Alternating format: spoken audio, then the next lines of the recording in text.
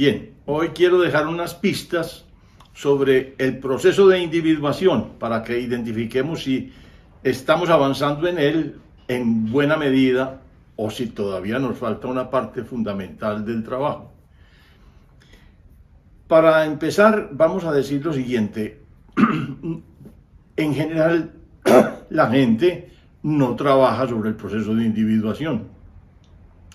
De manera que lo más común y lo más corriente es que la gente esté trabajando desde el ego, Estamos muy acostumbrados a pensar que el ego, que personas con un fuerte ego son personas muy egoístas, que se imponen mucho sobre los demás, pero no ese es el concepto. El concepto es básicamente que el ego es una máscara, esencialmente, o está compuesto por máscaras que aseguran que en cierta forma no se hace contacto con la sombra y por lo tanto entonces vienen los elementos fundamentales de esa decisión y de esa actuación.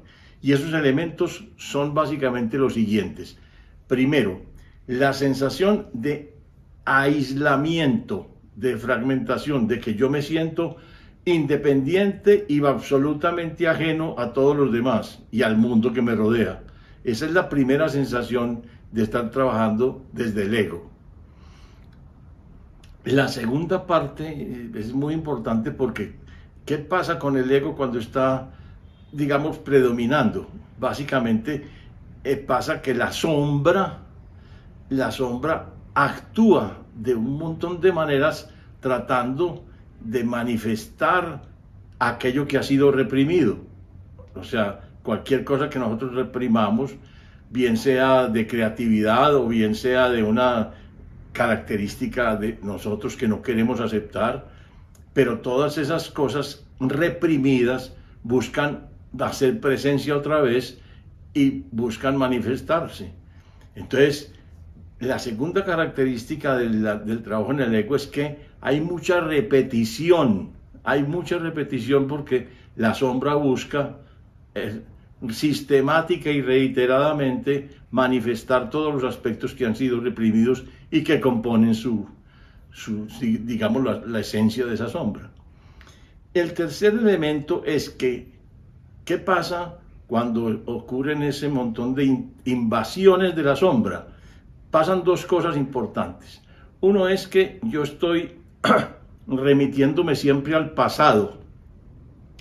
Siempre remitiéndome al pasado significa que yo tiendo a utilizar mi experiencia pasada siempre para interpretar lo que está ocurriendo aquí en el presente. Y es típico del ego este tipo de expresiones. Es que yo soy así. Es que yo siempre hago las cosas así. Es que yo siempre siento lo mismo en estas situaciones. Esas son expresiones típicas de un predominio del ego. Entonces, ¿qué significa eso además?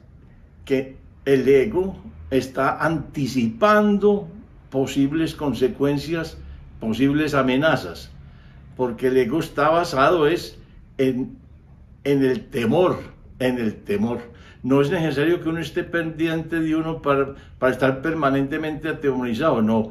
Basta que uno esté prevenido siempre como una actitud básica de prevención, de cautela, de estudio, de detección de amenazas y peligros y cosas de esas. Basta que con esa actitud estemos en la vida para que ya estemos básicamente bajo el dominio del ego. No tenemos que tener pues un pánico permanentemente a toda hora, no. Y por eso nosotros decimos que ese es un estado, digamos, de normalidad, entre comillas, porque eso no es exactamente lo normal del hombre, pero es lo común. Entonces, digamos que es una normalidad aceptable, digamos lo que es un estado más o menos aceptable. Porque la normalidad del hombre, la esencia real del hombre sería el hombre individualizado, con el proceso de individuación en marcha, porque nunca es completo. Siempre debemos decir, no, eso nunca termina, eso es un proceso que que se avanza. Pero cuando tiene un grado suficiente de avance, las tres características del ego se desplazan a otras características. Por ejemplo, en lugar de sentirse solo, un grupo donde haya una persona con individuación avanzada, o si hay varios, que eso es supremamente escaso, pero con uno casi que basta, uno va sintiendo que las demás personas son muy importantes para uno y que uno está absolutamente metido en las opiniones, en las visiones que el otro está manifestando y mostrando. O sea que uno hace una empatía muy fácil con todos los miembros del grupo en la medida en que van actuando y en la medida en que se van expresando. Cuando uno está en esa posición, uno siente que hay claramente una sensación de mucho más pertenencia al grupo, de mucho más pertenencia. Segundo, hay una cosa muy clara y es que nosotros, como no tenemos una sombra que nos está compeliendo a manifestar siempre unos asuntos reprimidos, empezamos a notar que somos mucho más flexibles, no tenemos repetición de cosas, no estamos repitiendo sistemáticamente lo que pensamos y asumimos en el pasado y lo que esperamos hacia el futuro. No, tenemos mucho más espacio mental para centrarnos aquí y por lo tanto no repetir y por lo tanto, en tercer lugar, aprender, o sea, darle paso a una nueva experiencia. Y esas son las tres características. Cuando yo estoy en un plano claro de individuación, yo me siento mucho más unido a los demás. Segundo, siento que no tengo que hacer repeticiones mecánicas de comportamientos y actitudes. Y tercero, me doy cuenta de que tengo experiencias mucho más frescas y variadas, que no le temo digamos, a lo desconocido, sino que trabajo adquiriendo y formando nuevas experiencias. Es muy importante darse cuenta de eso porque el aprendizaje está absolutamente ligado al trabajo de individuación. Aprendemos mucho más cuando estamos en el proceso de individuación. No tenemos esos entorpecimientos de la mente yéndose para el pasado y para el futuro, sino que estamos en mucha más posibilidad de estar aquí presentes y por lo tanto el aprendizaje es mucho más completo. Hay unas expresiones que a mí me parecen importantes para que reflexionen sobre ellas. ¿Por qué? Porque básicamente se refieren al despertar del yo verdadero, que es el yo integral. No es que el yo sea perfecto cuando estamos en trabajo de individuación, no, sino que es integral, como abraza la sombra y se despoja poco a poco de las distintas capas, de las máscaras que va utilizando. Entonces es más auténtico, más integral. Y en ese sentido hay dos expresiones que a mí me llaman mucho la atención y que son parte de mi reflexión prácticamente diaria. Y son una que venía de Teilhard de Chardin, que decía: no somos seres humanos que eventualmente vivimos experiencias espirituales. Es al revés, somos seres espirituales que estamos viviendo experiencias humanas. Parece como si fuera lo mismo, pero reflexionenlo, mírenlo atentamente y dense cuenta de que es una afirmación muy nítida y son muy distintas. Ser un espíritu o ser un ser humano, uno viviendo experiencias espirituales o un espíritu viviendo experiencias humanas. Y la otra es una expresión de Rumi que apunta a lo mismo, pero desde otro ángulo, expresado como era Rumi, como un poeta. Pero él dice: no eres una gota en el océano, eres el océano en una gota. O sea, eres todo el universo en un ser consciente. Y así es la conciencia. La conciencia es totalmente individual.